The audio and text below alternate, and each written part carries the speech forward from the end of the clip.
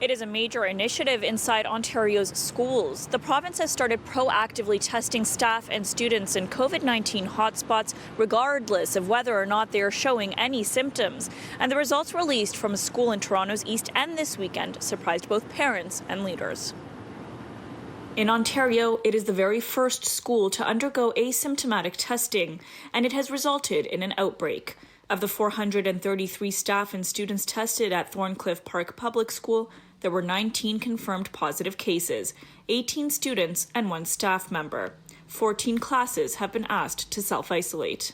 This is probably just the tip of the iceberg. The Ford government has only just launched the new program to voluntarily test staff and students in Ontario's COVID-19 hotspots. And more positive cases are expected, with the Toronto District School Board noting they were prepared for this outcome. Whether it's at Thorncliffe Park Public School or any other TDSB school, we assume that there is COVID in the school. That's why we have all of our health and safety precautions. So it's not unexpected, but obviously concerning when you see 19 at once.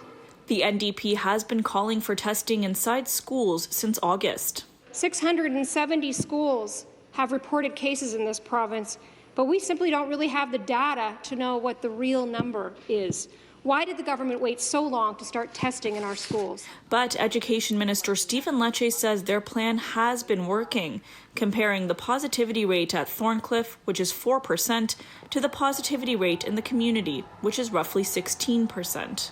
There's a 4-time increase of transmission happening in the community, notwithstanding those schools are right at the heart of those neighborhoods. So there's something right happening in the context of the layers of prevention. Given there is a higher percentage of cases in the surrounding community, Toronto Public Health hasn't shut the school down. The problem is we don't actually directly measure each one. We don't know what the prevalence of COVID is in the community anywhere in Ontario, let alone in one particular neighborhood. And we also haven't been doing routine surveillance in schools. When you hear 19 cases, do you think that school should be shut down, or do you think that it's okay that it's still open? The main consideration there is, were those 19 cases of transmission at the school or not? COVID is showing up at school, but it's not being transmitted at school that much. Meanwhile, the Premier still looking ahead to the light at the end of the tunnel, vaccines, but expressing his disappointment that there's still no firm delivery date.